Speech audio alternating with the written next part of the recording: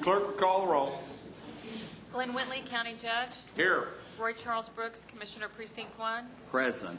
Andy H. Wynn, Commissioner Precinct 2. Here. Gary Fickus, Commissioner Precinct 3. Here. J.D. Johnson, Commissioner Precinct 4. Here. Constitutes a quorum. Thank you. Our invocation this morning will be delivered by Robert Bostic from the Alliance Church of Christ and Alpha Omega Hospice out of Saginaw. We appreciate very much you being here with us today. After the invocation, please remain standing for our pledges. Commissioners and those that are here today, 11 years ago, our nation was rocked to the core. Let's pause for just a moment as we remember.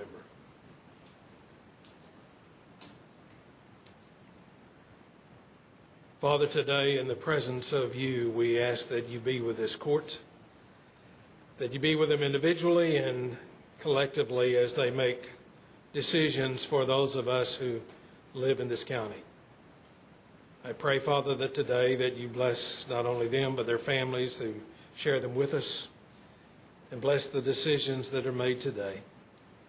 And might we recognize our reliance upon you in whatever act we do today. In Jesus, amen. I pledge allegiance to the flag of the United States of America and to the republic for which it stands, one nation, under God, indivisible, with liberty and justice for all. Honor the Texas flag. I pledge allegiance to thee, Texas, one state, under God, one and indivisible.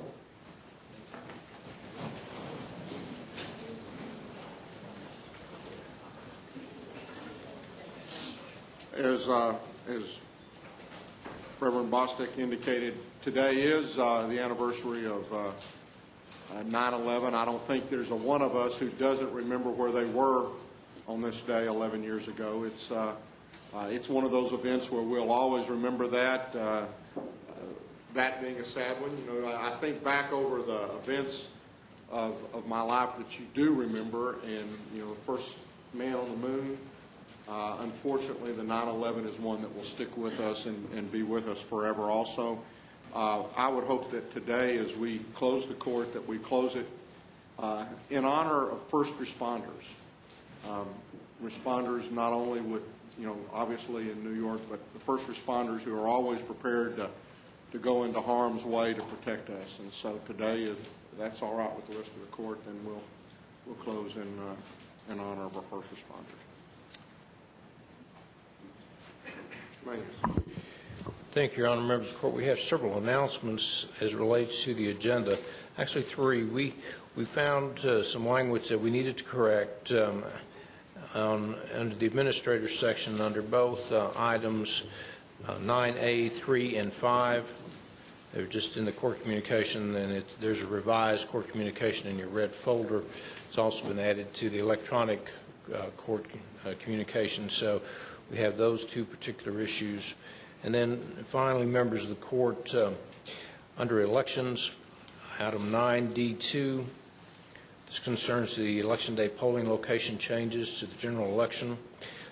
There is a revised court communication that we also have added. There was one correction that we had to make, and we made that late last night. So, and when Steve gets up here, he'll talk a little bit about that. Also, just a comment about the court session in general today. Today's the day that we pass budgets and tax rates and various other activities. So you're going to see activity in the public hearing piece, and also then we'll take other action as it relates to some of those when we get to the administrator's section. So we'll try to help walk the court through that process this morning, and hopefully we can move fairly quickly. Thank you. Thank you. Court members, you have before you the minutes of our regular meeting of September the 4th. Move approval. Second. A motion second. Any discussion? Please vote. Motion passes unanimously. We have two proclamations. The first is Constitution Week 2012, and I will read that into the record, and I believe we have Ms. Judith Davis and Ms. Joyce Evans, who are members of the Fort Worth Daughters of the American Revolution, that are present here. So if y'all will come forward, I'll read this into the record and then bring the proclamation down. Whereas September 17, 2012 marks the 225th anniversary of the drafting of the Constitution of the United States of America by the Constitutional Convention, and whereas it is fitting and proper to officially recognize this magnificent document in the anniversary of its creation, and whereas Mary Asham Keith, Fort Worth, and Six Flags chapters, Daughters of the American Revolution, will sponsor a community patriotic celebration to commemorate the occasion at Constitution Luncheon on Saturday, September 22nd, 2012, with Speaker Pamela Ross Rout, the DAR State Regent, as featured speaker. And whereas Public Law 915 guarantees the issuing of a proclamation each year by the President of the United States of America designating September 17th through 23rd, 2012 as Constitution Week. Now therefore be it resolved that we, the Commissioners Court, do hereby proclaim September 17th through the 23rd as Constitution Week in Tarrant County. And further, we urge all citizens of Tarrant County to study the Constitution and reflect on the privilege of being an American with all the rights and responsibilities that privilege involves. In witness whereof we've heretofore set our hands and caused the seal of Tarrant County to be affixed this 11th day of September 2012, and I'll move its approval. Second. Please vote. Motion passes unanimously.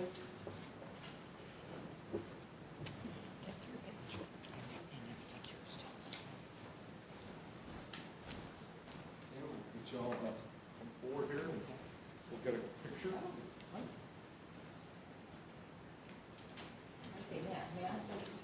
You bet. I want to get the seal behind you, so Okay, how's that? camera and I'm ready. Thank you very much. She does look pretty good. If y'all would like to make some comments, please do so. Well, speaking of September 11th and the patriots, the heroes that we all acknowledge and recognize, and Daughters of the American Revolution recognize our original heroes, but we never stop having heroes. And the Constitution makes that possible. So thank you very much for this proclamation. Thank you.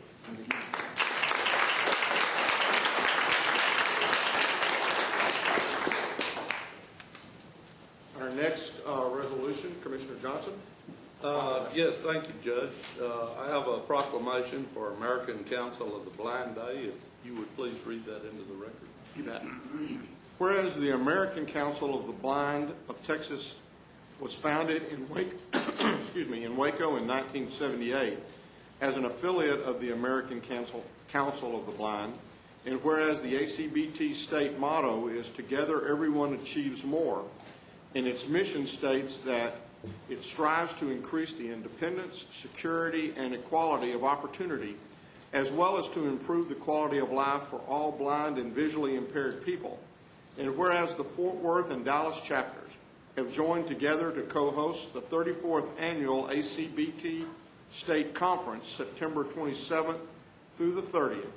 And whereas the conference will provide meaningful workshops, tours, speakers, exhibits, and events in an endeavor to make the lives of the blind and visually impaired individuals more meaningful and productive.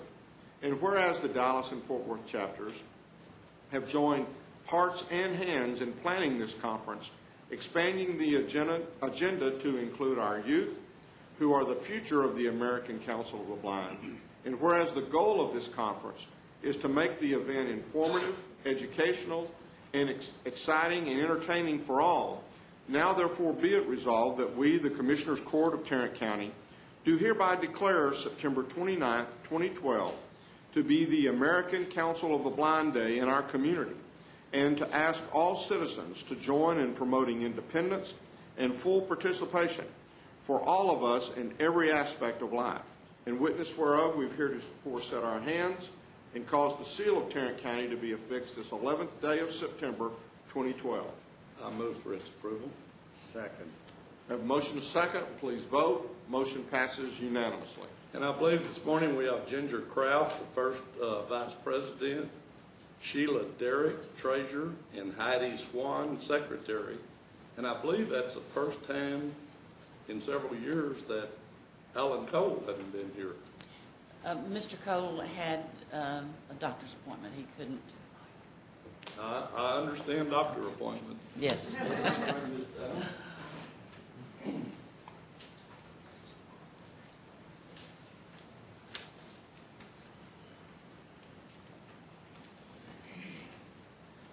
Let's present this, if you will. Let's turn around and get us a picture. All right.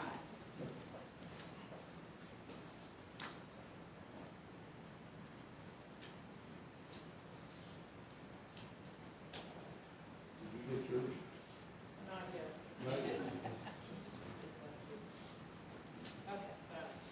All right, and any comments that you ladies would like to make, we would appreciate your, thank you for being here. Good morning.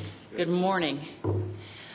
On behalf of the blind community and especially the American Council of the Blind, I want to thank Tarrant County Commissioners Court for this proclamation and this honor. I particularly want to say thank you to Commissioner J.D. Johnson and his staff for their continued support and help in all of our causes and celebrations. We have had blind awareness events. We've had White Cane Day Walk for several years, which promotes pedestrian safety. And we are celebrating our 34th annual state conference in the Dallas-Fort Worth area.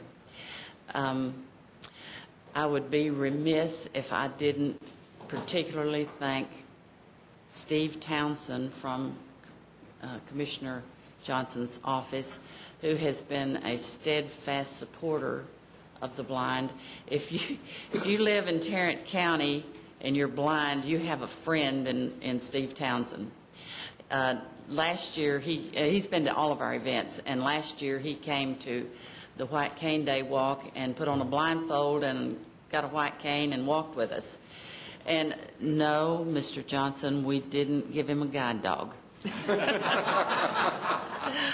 So anyway, we appreciate all of your help and support, and we will display this proudly. Thank you very much. Thank you.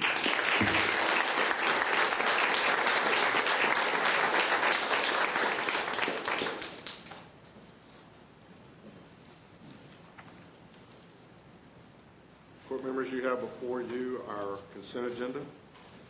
Move for approval. Second. We have a motion and a second to approve the consent agenda. Please vote. Motion passes unanimously.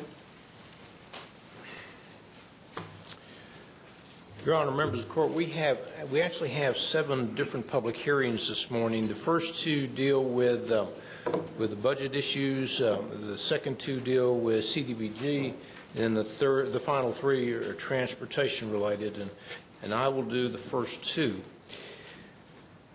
Your Honor, members of the court, if we could go to item A under public hearings, we're requesting that the Commissioners Court conduct a public hearing to receive public input concerning the salaries of certain elected county and precinct officers contained within the Tarrant County's fiscal year FY13 budgets. This is something that is required by law. Public notice has been posted. It was posted on August 31st and has met all the statutory requirements. We're asking that you conduct a public hearing at this time. This time I will open the public hearing and ask if there's anyone here wishing to speak to this matter. There appearing none, then I will close the public hearing. Your Honor, may I ask that you take a vote to open and close the hearing at this time on item A, just to get it on the record. Okay, No, you just close. I'm sorry, to close the public hearing. Move approval to close the public hearing. Second. we have a motion and a second to close the public hearing. Please vote. Motion passes unanimously. We never close. I know, but this is a belt and suspender thing for me, so just kind of work with me on this. The fact that we've got it recorded, does that give us an extra set of suspenders? Yes, but we're not going to say where those suspenders are, so. Your Honor, on item B, and first of all, thank you for that. On item B, we're requesting that the Commissioners Court conduct a public hearing as it relates to receive input as it relates to the Tarrant County government's fiscal year FY13 budget. I'll open the public hearing at this point in time and ask if there's anyone here wishing to speak to this matter. There appearing to be none, then can I have a motion that we close the public hearing? So moved. Second. We have a motion and a second to close the public hearing. Please vote. Motion passes unanimously. Thank you, Your Honor. I really appreciate that. Glad to be able to do that for you. Come on forward, Ms. Ward. Good morning. Good morning. We're requesting to amend Amendment number 4 to the Consolidated Action Plan, which would reallocate $18,311 from HPRP to ESG. It's a technical amendment, closing out one program and reallocating the funds to another program. I will open the public hearing at this point in time and ask if there's anyone here wishing to speak to this matter. There appearing none, and since Mr. Manius isn't up here, I'll close the public hearing. Thank you very much. So, Do we need to take an action? No action today. Okay. Our next public hearing request is to receive input into the 2011 Consolidated Annual Performance and Evaluation Report that we submit to HUD. It is posted on the website, and the purpose of this public hearing is to receive input. I'll open the public hearing at this point in time and ask if there's anyone here wishing to give input to this matter. There appearing to be none, then we'll close the public hearing. Thank you very much. There's no further action we're requesting today. Thank you. Transportation. Good morning. Morning. How are you doing? Good. I have 3 public hearings today to request from you. The first one is that we request the Commissioners Court consider the installation of an all-way stop at Featherwind Drive and Redbud Lane and Redbud Road in Precinct 4. I will open the public hearing at this time and ask if there's anyone here wishing to speak to this matter. There being none, then I will close the public hearing. Move to approve. Second. We have a motion and a second. Any further discussion? Please vote. Motion passes unanimously.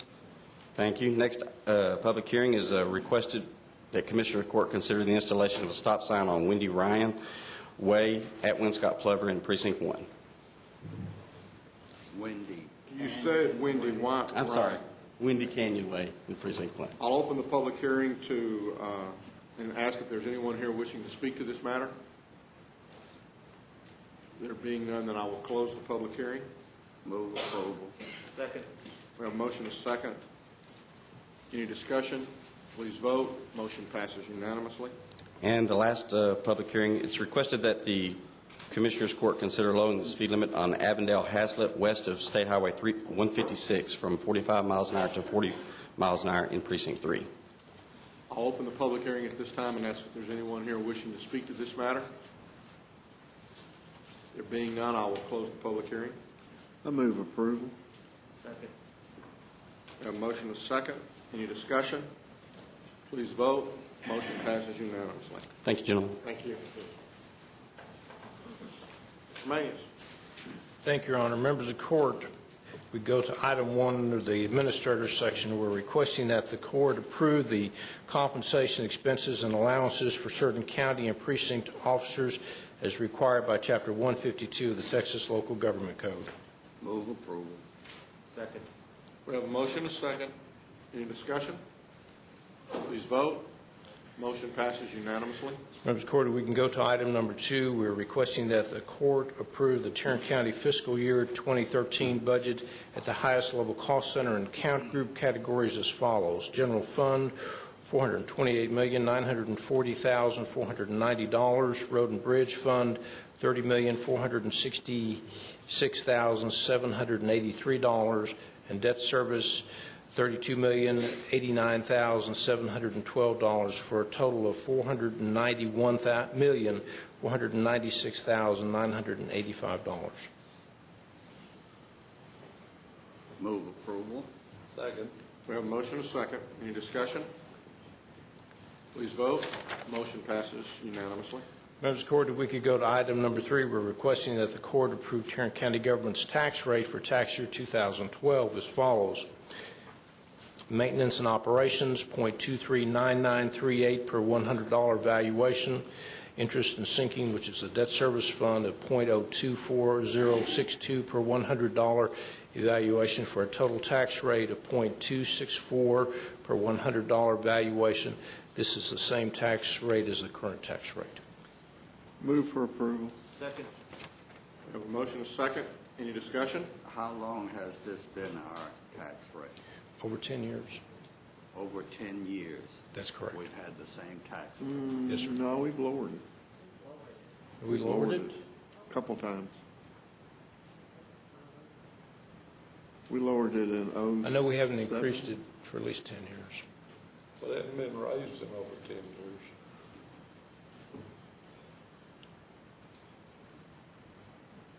Any other discussion while Debbie is,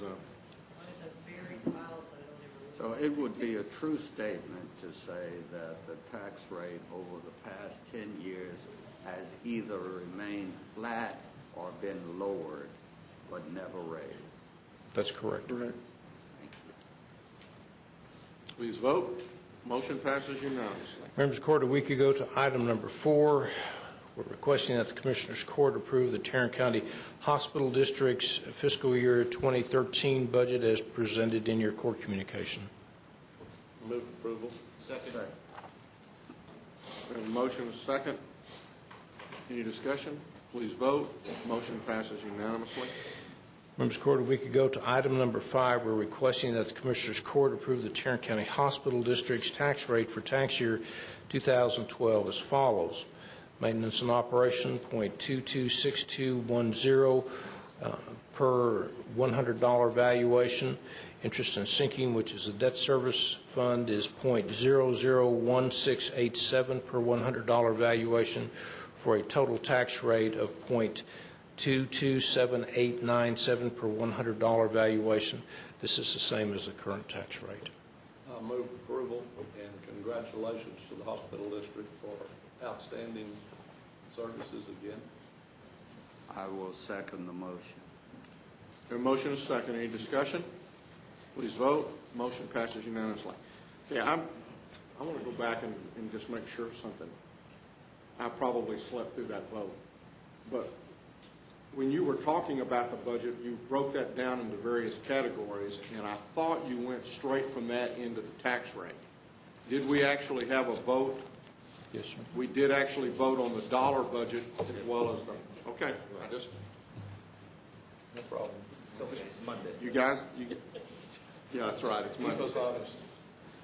Just wanted to be sure. It's Item 6. It's a belt and suspenders thing. So. That's right, that's it. Except I was only trying to do one set of suspenders.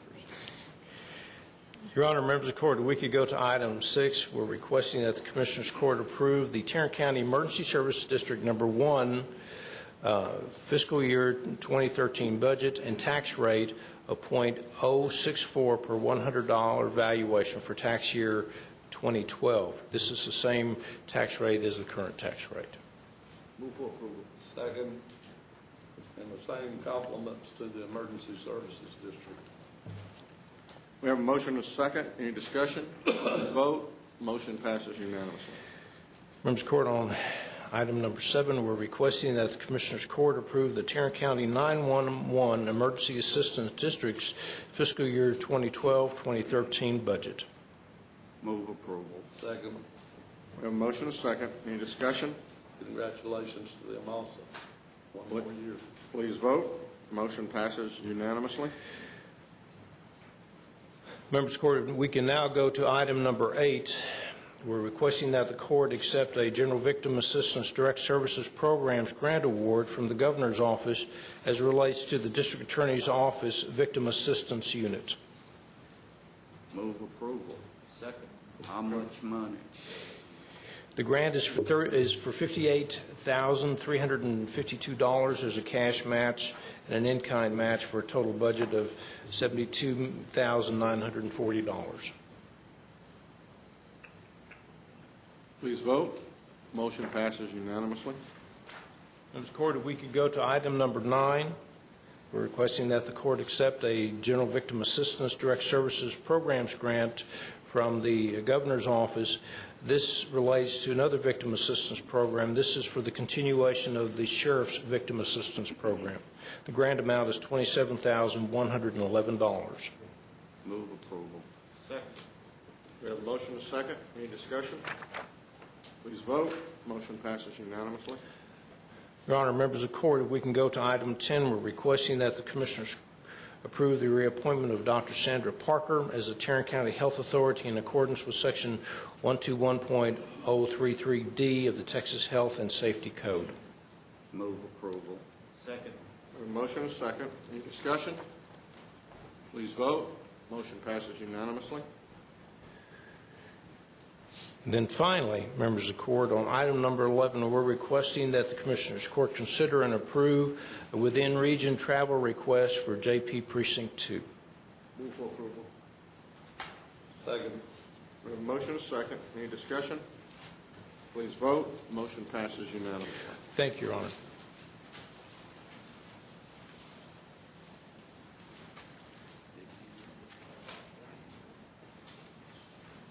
Snyder.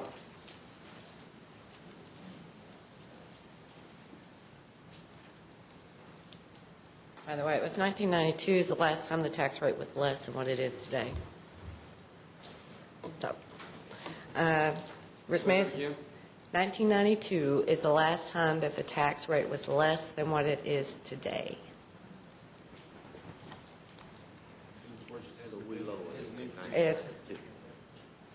It's gone up and down, but it's 92 it was 20.23 cents. That was not a clear statement. I know. You didn't add clarity to the process. Well, then, No, she's confused it a little bit more, so that's what an admin usually does. yeah, I didn't. Go right ahead. Risk Management Board is recommending the approval of the claim as is listed on your agenda. Move approval. Second. We have a motion and a second. Any discussion? Please vote. Motion passes unanimously. Thank you.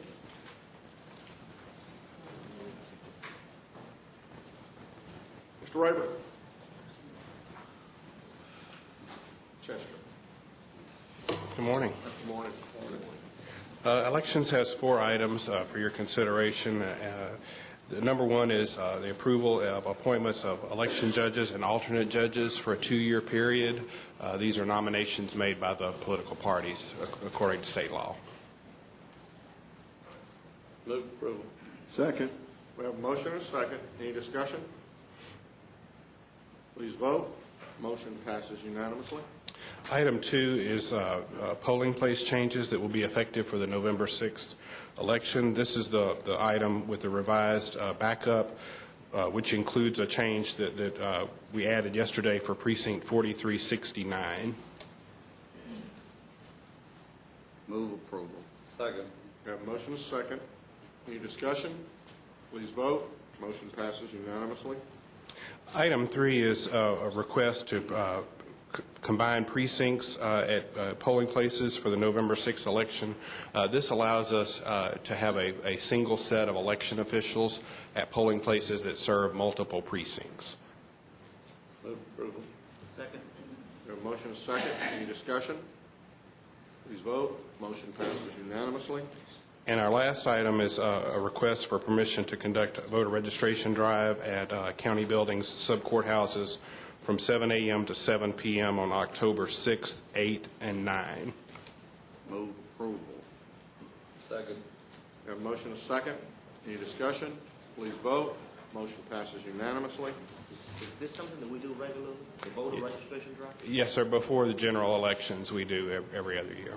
Thank you. And they are nonpartisan affairs. Yes, sir. I see both the parties represented. I want to thank you all for your participation and help in these issues. I'm assuming if you'd had any comments you wanted to make, y'all would have filled out stuff, and so we're okay. Thank you, Steve. Thank you. I move to receive and file personnel agenda. Second. We have a motion and a second to receive and file personnel agenda. Any discussion? Please vote. Motion passes unanimously. Thank Good you. morning, Ms. Worthing. Good morning. Mr. Wetzel.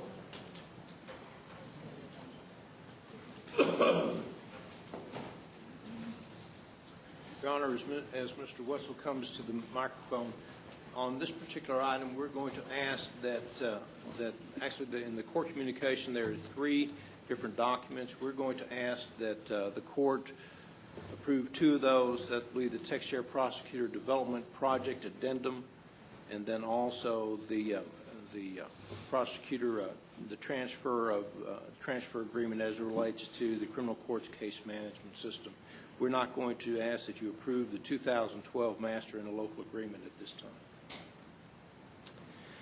Good morning, Judge Whitley and court commissioners. I've brought up here one of my esteemed staff members, Kurt Butchard, who I'm sure some of you already know. This morning we're asking, as our county administrator has indicated, for approval of TechShare Prosecutor Development Project Addendum, as well as the Criminal Court Case Management System Transfer Agreement for collaborative development of the Adult Case Management System. Both of these are very strategic projects, and I'm sure all of you have been aware of the success and momentum that's been mounting for this through previous briefings. Move approval of both of those items. Second. We have a motion and a second to approve the TechShare Prosecutor Development Project Addendum and the Criminal Court Case Management System Transfer Agreement for the collaborative development of the Adult Case Management System. Yes, sir. And those projects are in the budget. Yes, sir. Yes. I need to ask one question. Mr. Wetzel, have you been able to immerse yourself in this project and have a thorough evaluation?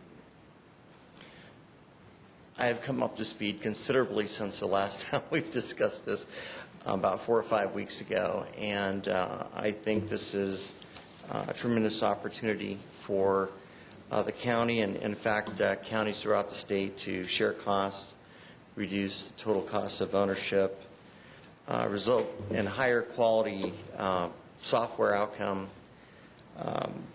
enhance information sharing, and even generate new information for collaboration.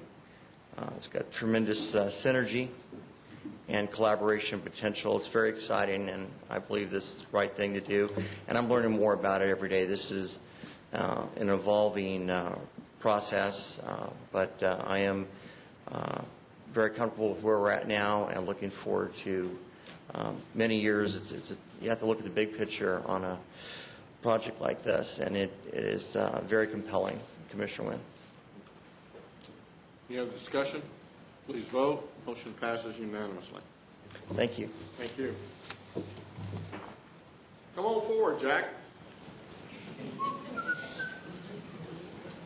What was that high school team that you guys were going to beat last week? None of my staff wanted to come to the podium with me this morning. I noticed that Ron even moved seats today.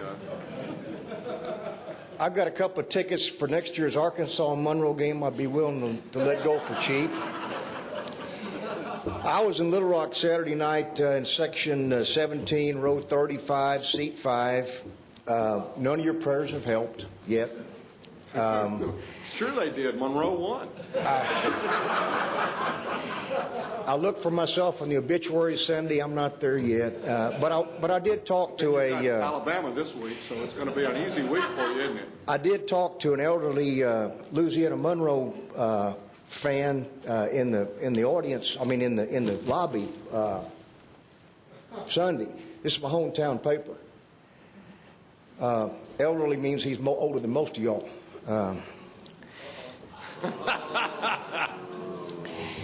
But he was reading the sports page, and I asked him, I said, would you mind asking me tell me what the score was? He said, well, 35-31 overtime. I said, well, I'd hoped that it had changed overnight, but obviously it hadn't. We do have 7 items for your consideration this morning. Our first item is a bid order recommendation for RFP 2012-138. It's an annual contract for structured cabling materials and services for IT. Recommendation would be to award as our selection as our primary vendor, Able Communications, as our secondary vendor, Superior Fiber and Data. There is a certification, an installation certification that's required for this RFP. Eric Ursula is here to answer questions if you have them on that, but 2 companies did not provide that, Smart Systems and Watcher out of Grand Prairie, and we would recommend rejection of those 2 RFPs. Move approval. Second. We have a motion and a second. Any discussion? Please vote. Motion passes unanimously. Our second item is another bid award recommendation for bid 2012-144, signing a contract for exterminating pest control services. That recommendation will be to award on a per enterprise basis, awarding to the primary, secondary, and alternate vendors as shown in the court communique. Move for approval.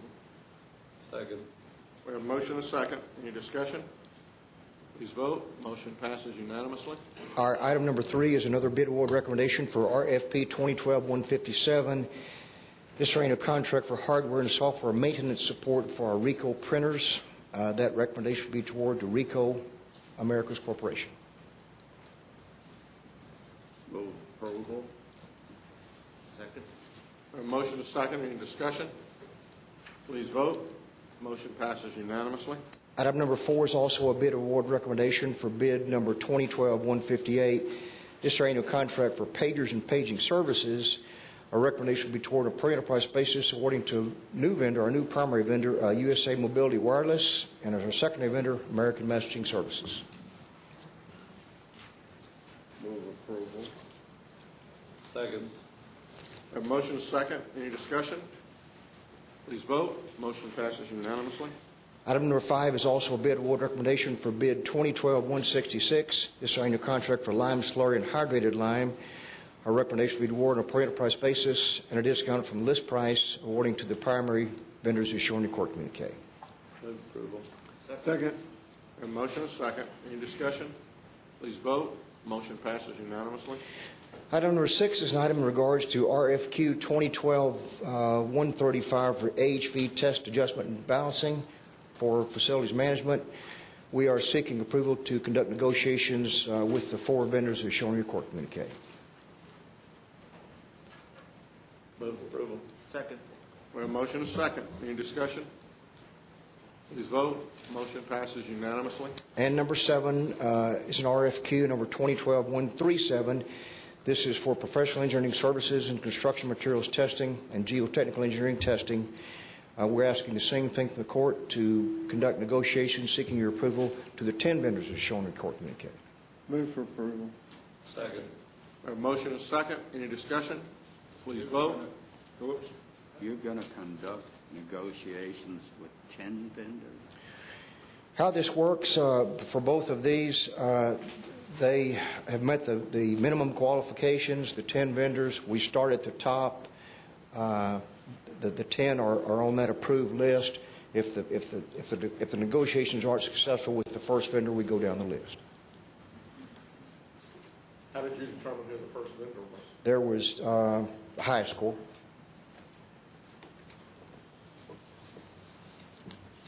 Any other questions? It went from 7 last time to 10 this time. There were 16 vendors that responded. We increased the amount from 7 to 10, so 10 out of 16 would theoretically be considered. Please vote. Motion passes unanimously. Thank you. Thank you. Ms. Green, looks like you're coming down next.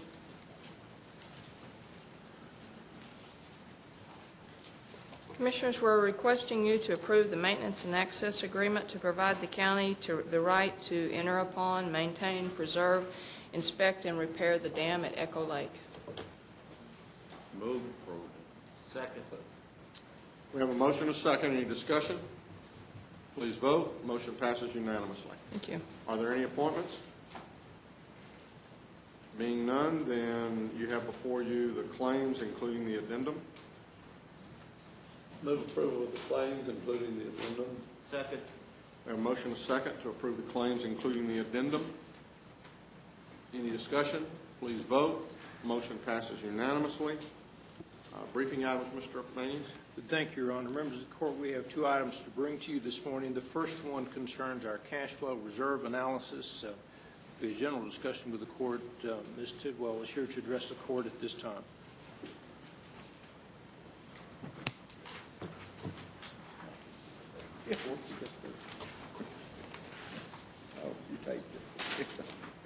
Hopefully it's wide enough for you. It's got enough columns on it. Thank you. We could have shrunk it and put it all on one page. But then you couldn't have read it. I couldn't have read it if you'd have shrunk it and put it on one page. So the county judge asked several weeks ago to have a general discussion about the county's cash positions and its reserves. My office met with each of the court members to go over pretty much where we were heading into the budget session. The numbers have changed ever so slightly in that they reflect the actual budget that you just adopted. I'm going to try to make it very simple and high level, and if you have any questions, I'll be happy to try to answer them. But if we start on the left-hand side of the page, those are the operating funds that we talked about. Those are the funds that the court has the most indirect control over, and the general fund being on the left. And we would need to add back the $5.9 million there towards the bottom for the other non-recurring expenditures if the Commissioners Court is going to place the debt service funds into reserves based on the discussion that the court had last week. So that would, if you added the three operating funds, the general fund, the road and the bridge, and the debt service together, that would change the total column from the $52.6 million to approximately $58.6 million in operating funds. The GFOA, the Government Finance Officers Association, speaks to what is an adequate amount of reserves. It's like in anyone's household, how much money do you need set aside for a rainy day? GFOA talks about that there is no one answer that fits all governmental entities, that no two entities are the same, but their general recommendation is a minimum of 2 months. If you look at what the county has, we have basically 53 days. We estimate that we're spending approximately the $1.1 million a day. So we have 53 days projected to be on hand at the end of the next fiscal year, at the end of 2013. So I would say that we're adequately reserved at this point in time based on the recommendations and based on my knowledge of what county operations are. I mean, obviously no one has a clear vision into the future. No one knows if these numbers will play out exactly the way we've adopted them with the revenues and moving forward, even the cash carry forward number for this year. But if we looked at the 60 days, that's basically where we're sitting. The county also has a history of having a very sound, balanced budget, and we're conservative, as evidenced by your discussion of the tax rate. And so based on those factors, that puts us at the 53 days for the operating funds. And if you'd like, if you have questions, if not, I'll talk about the middle column and the right column only briefly. We have a line item, but specifically states cash reserve for rainy days, whatever. Or do we have to go through a bunch of different columns to come up with that? We have a reserve and then we have an undesignated. So we add those two together and we'll come up with it. Yes, sir.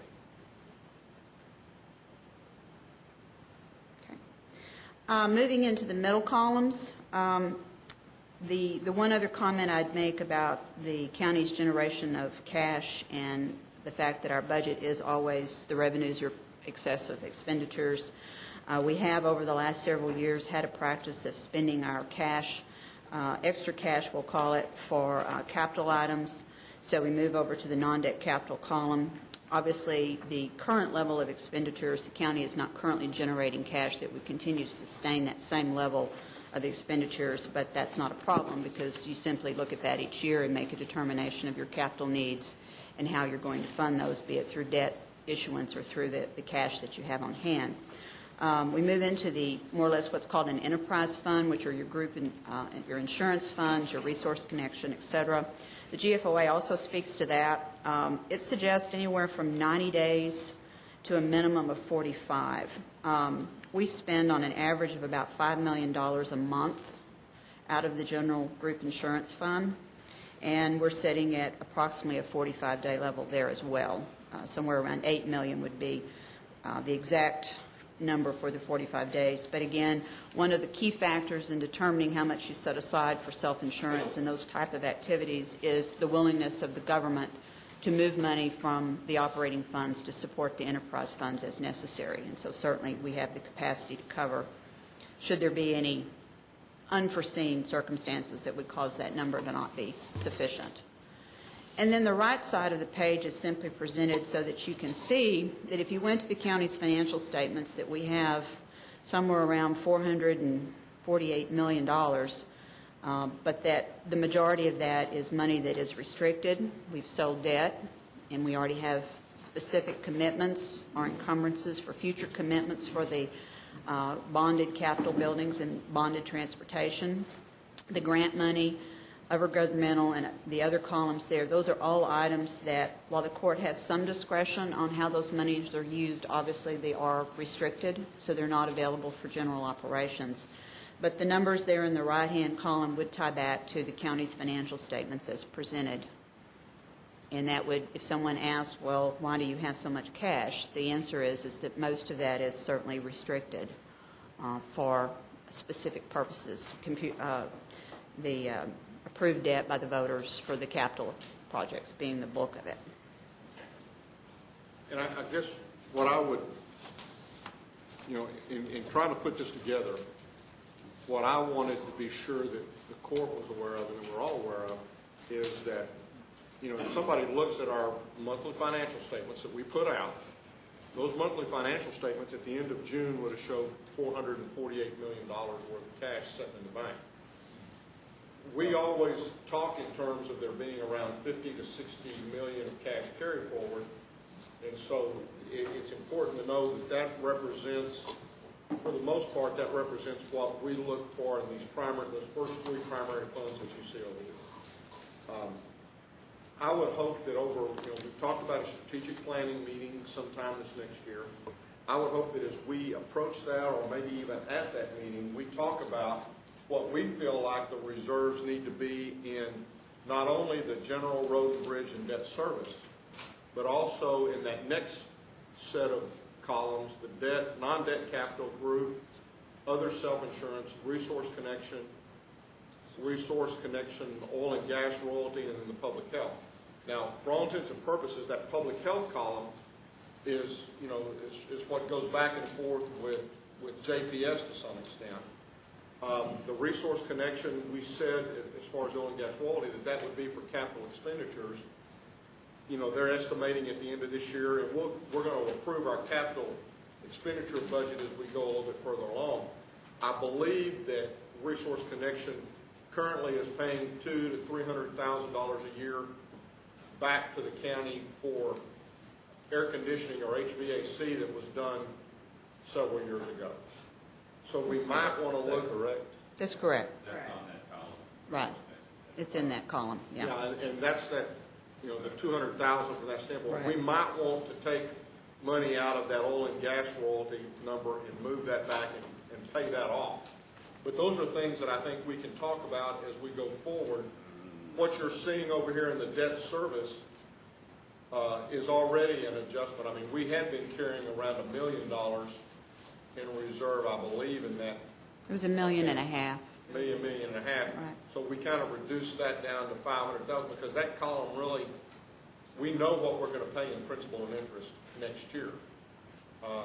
But that was what Renee referred to. Had we sold debt, we could have sold debt, maintained our current tax rate, and increased our expenditures out of that debt service by 5.9.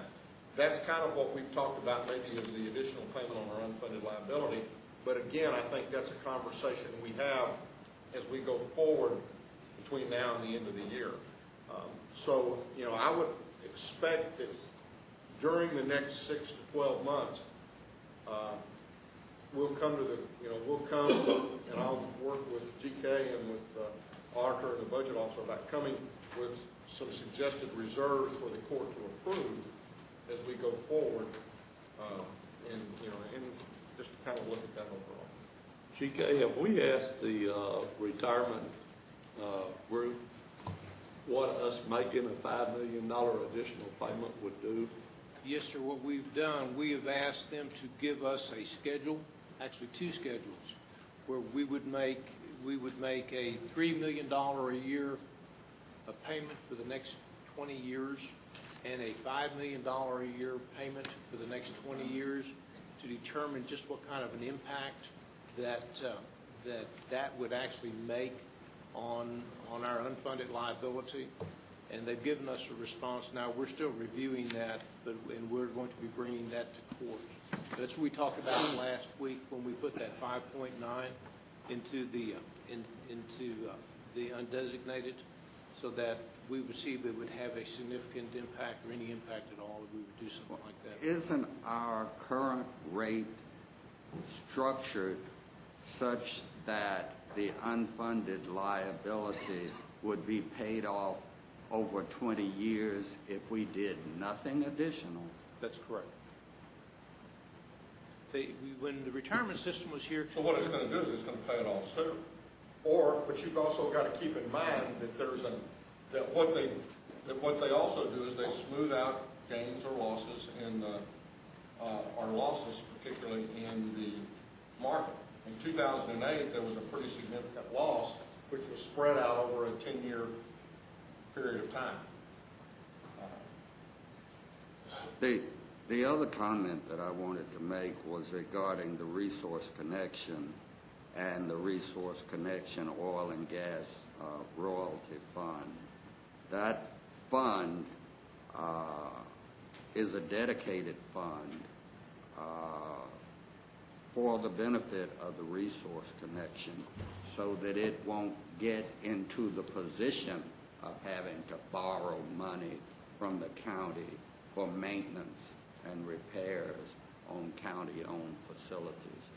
It has a dedicated fund for maintenance, and for us to take money out of that fund just because it's there to pay ourselves off when we're being paid according to the agreed-upon schedule is something that I can't agree with. Well, I thought it was for capital. I didn't know that we had declared it for maintenance. Capital and maintenance. Well, capital, we fronted capital money, and we can do it, and we can pay it out over a period of time, but if the money is Just there... because we can do it, don't make it right. I didn't say it was, but I think that's something that at least I would like for us to consider doing, because we have capital expenditures in the county side, and we have taken the position of trying to pay that with cash. That we've been able to do that to some extent, but it's getting tighter and tighter each year. Commissioner Wynn, did you have something? I think the whole purpose of us launching the strategic planning process is to identify the priorities that we think and other elected officials as well as other leaders think are priorities of Hampton County in the year 2013 and forward.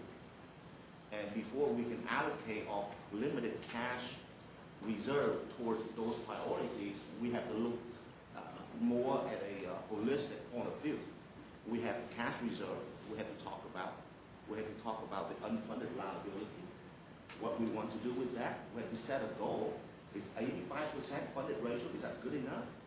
Or is it 80% good enough? We have to set a goal on that, and everybody should agree on that. And then we have to deal with the benefits, the health care cost, the benefit of all retirees. We have to talk about the cost of living adjustment. Do we have to deal with that? We have to talk about the benefits and potential compensation adjustment for the law enforcement community. So I think we have to look at all these priorities through a strategic planning process, have a full understanding of each pros and cons of various options, and then we can make a decision collectively that way. And perhaps I didn't explain because I talked with each of you about it, but perhaps I should explain that when I read you what the GFOA referenced and my assessment of what we had is adequate in those 3 operating funds, it goes back to that the county generates its income on a cyclical basis, so that obviously starting from now through the end of October and on into the end of November, we go to a low of our cash, which is that spend of the 1.1 a day, though. And then come the 1st of December, as people start to make their half payments and their year-end payments for their taxes, we become very flush with cash again. And so clearly, as a minimum, we should have somewhere around that 45 to 60 day of cash reserve in the bank, should there ever be some sort of disaster, so that the county could continue to operate through the months of October and November, when cash is just, tax revenue is not coming in the door. But beyond that, any decisions that are made, or certainly the court's decisions to make on how you spend those funds, and again, what level you're comfortable with, 30, 45, 60, or some other number. And one of the things that we're hopefully going to be able to bring to the court is doing a little cash flow and looking at it. While we don't get any tax revenue usually from October 1st through near the end of November, there's still a lot of our fines and fees.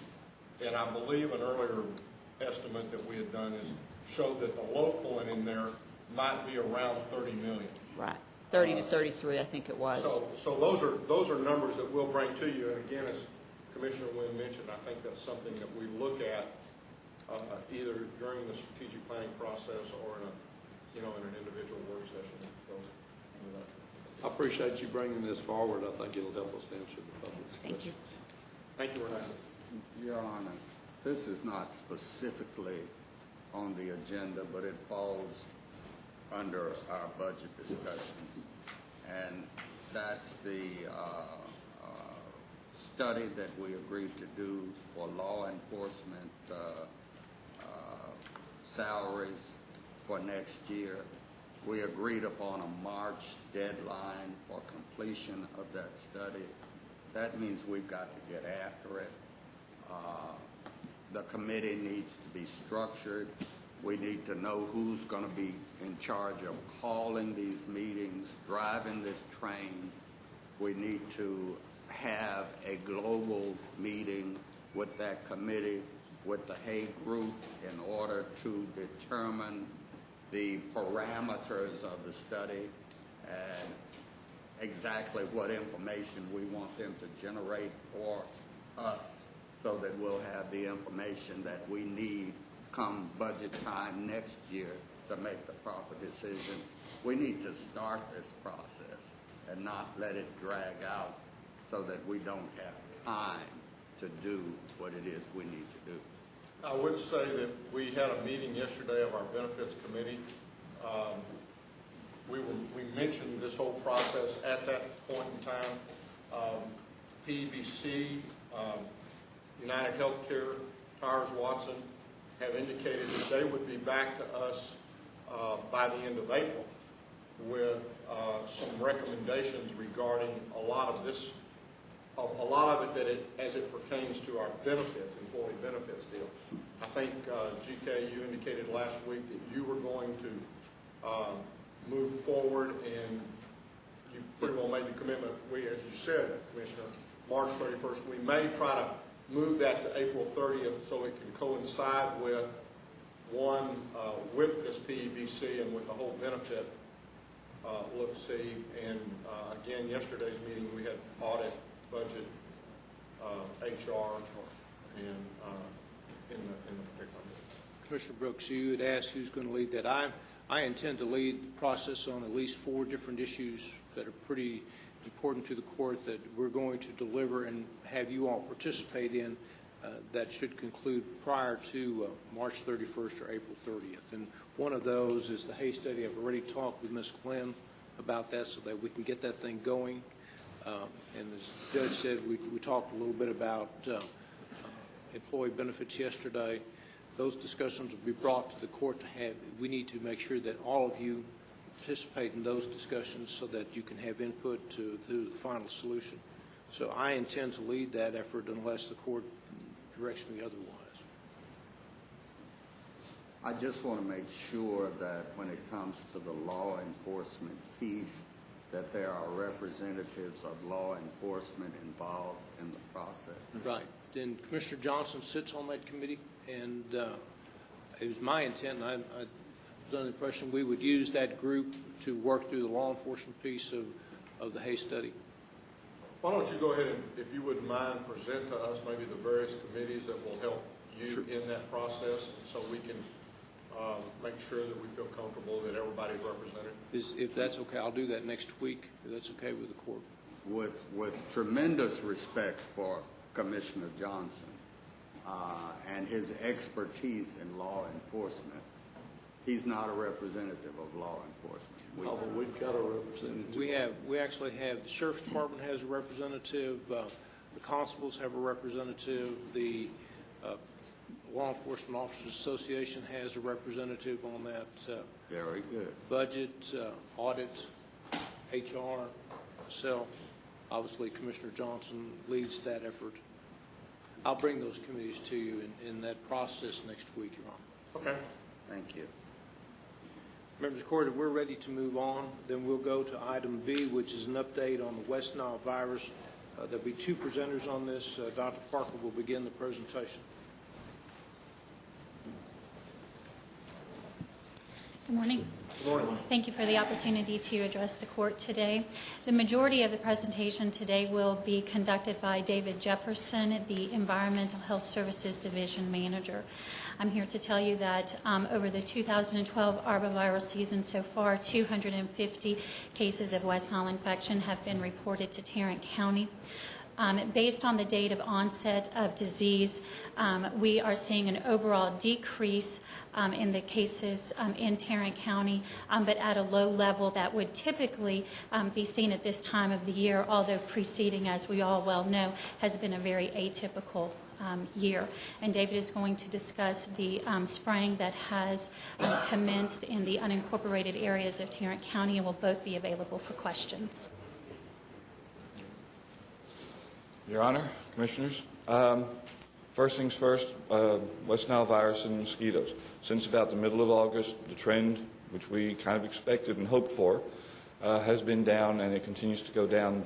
What we're seeing now in our trap counts, when we run anywhere from about 25 to 30 samples each time we do a run, and earlier in the year we were seeing maybe 1 out of 3, about 30% to 35% positives. We're now seeing 1 out of 30 cases, 1 out of 30 pools coming back positive, 2 out of 30. I mean, those are the kind of numbers we're seeing now. And you do those pools twice a week? Twice a week at this time of the year, yes, sir. And so we do like 30 on Tuesday, and here again, if we have another 30 samples brought in, we'll run 30 on Thursday as well. I wonder what the count would have been if we'd have done this spraying 30 or 40 days ago. Well, the count or the amount of them that have West Nile virus. And that's a big difference, sir. 30 days ago, if we'd been spraying, we would have been knocking down adult mosquitoes that probably more of them would have had West Nile virus in them. Yes, sir.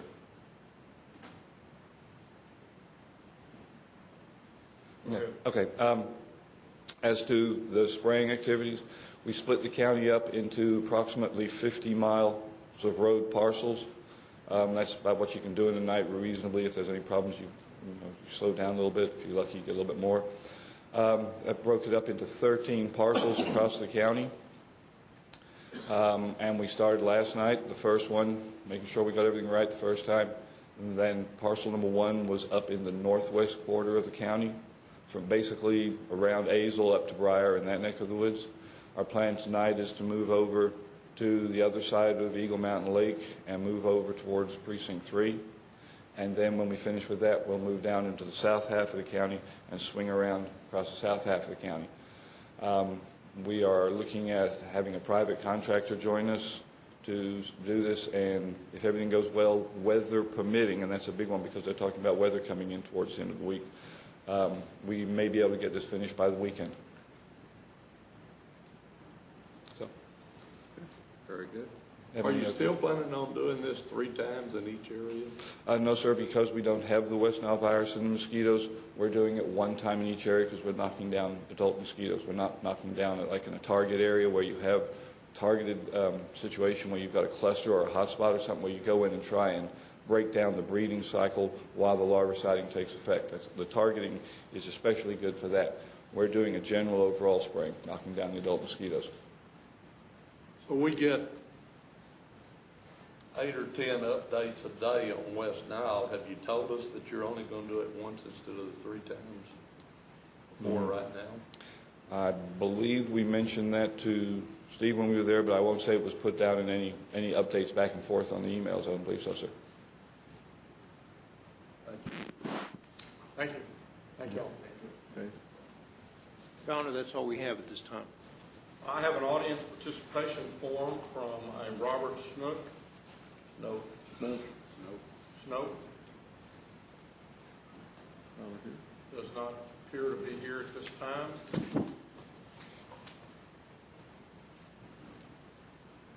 Okay. Then at this time we will recess our open session and proceed to. There he is. There he is. There he is. Come on forward. And go ahead and state your name and address, please, for the record. My name is Robert Snoke. I live at 3826 6th Avenue. I'm a member in good standing with LULAC District 21, and I'm the co-chair of the Civil Rights Commission. I presented a letter to the commissioners earlier this morning. I don't know if you've had time to read it. The director of LULAC 21, LECO, whose name is affixed to the very top of here, wanted me to read this into the record. The letter has not changed except for the last paragraph, and this is not the consensus or the vote. The majority vote of the LULAC Civil Rights Commission is that the letter you received stands, but I'm obligated, out of respect and duty to the director, to read this into the record. It says, based on information gleaned from the presentation on August 14, 2012, it is the opinion of the LULAC Civil Rights Committee that the individual and particular matter of Richard Gonzalez's claim of discriminatory hiring practices and workplace discrimination is determined to be that of those making the presentation, I quote, black, tan, brown coalition, to which District 21 LULAC does not belong. It is viewed by this body as an internal personnel issue for the county to resolve. This matter was not considered for action by District 21 LULAC as a result of the choice of those parties making the presentation. And the protocol in LULAC, especially for presidents of councils, typically they're no less than 10 and no more than 11.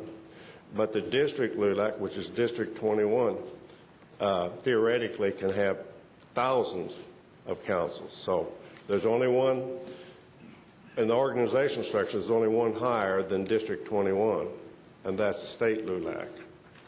And LULAC District 21 occupies a significant portion of North Texas. So I'm here because I was asked to make this presentation by the individuals whose names are fixed on the front cover, that being Lico Reyes, Director of LULAC District 21, Mary Hernandez, Assistant Deputy Director of LULAC 21, Hector Carrillo, Chairperson of the LULAC Civil Rights Committee, and I am the co-chair of that same committee. So I was given this uncomfortable job of standing here before you. But other than that, the letter does not change. The issue is this: without merit, LULAC deems a matter in which protocol was not followed and no evidence presented, no merit presented, as that being void of merit. So we have no choice in this matter. And the reason I was sent here is because of the representations that LULAC is involved in that. A few individual councils may, but as many, a multitude of individual councils. They may be a single family. But the second part of the presentation is this. I've been instructed to tell the Commissioners Court the new LULAC, District LULAC, is here to build bridges, not erect walls. And shock and awe is not something we feel comfortable with. Keeping a presentation secret from the Commissioners Court explains the reason that some of the individuals here seem to be surprised. On August the 4th at All Saints Catholic Church, I'm the individual directed to study and get out the vote, namely the Hispanic vote. We called a meeting at All Saints Catholic Church. The meeting was, the agenda was not followed, and the issue of discriminatory employment practice and workplace practices surprised everybody. It's the first time anybody ever heard of it. And at that meeting, as I explained to Mr. Brooks, I think maybe others, that an oath of secrecy was required. I'm sorry. I don't know how to do that. I don't think that's prestigious. I don't think that's fitting and proper, and nor does the Civil Rights Committee. As we say, if we don't have open communication with this board, then we're dead in the water. We see it as short-lived. Our job is to represent ordinary people and ordinary struggles. So several meetings since then have happened. August the 14th, the presentation was made here. August the 18th, I'm so sorry. August the 18th, a Black, Brown, Tan Coalition meeting was called at the office of Lee Saldivar. I was called at the last minute to attend. I did attend, and there were 2 people there only. I went there at the invitation to discuss how to dissect and understand the dynamics of the voting habits in the Hispanic community. It was a discussion on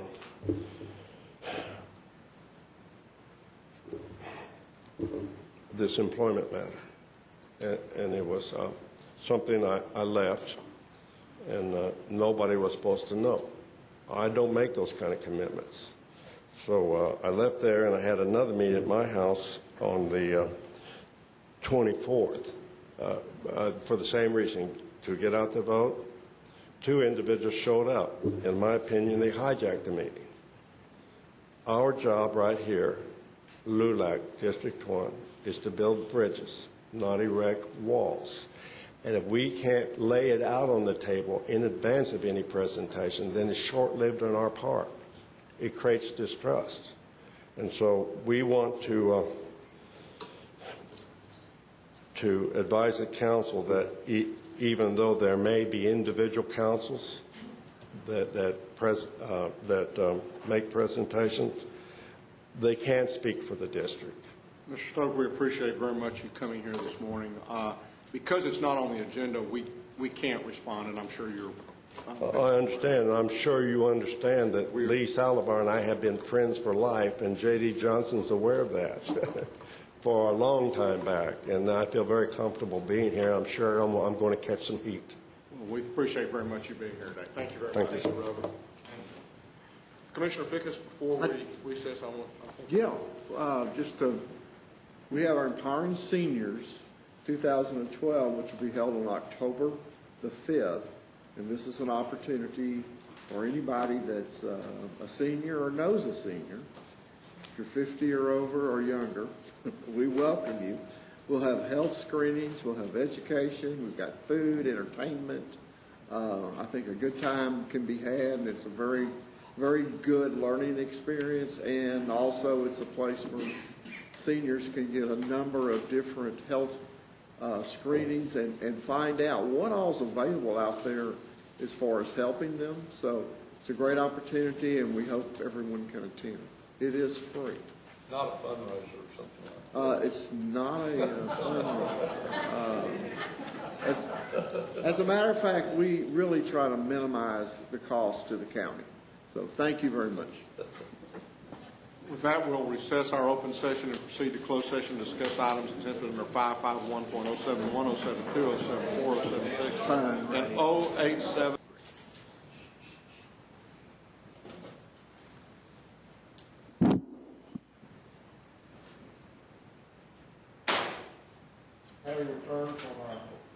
Having returned from our closed session and there being no business at this matter, or at this time, we stand adjourned. And again, remember that we're closing in memory of our first responders, or in honor of our first responders.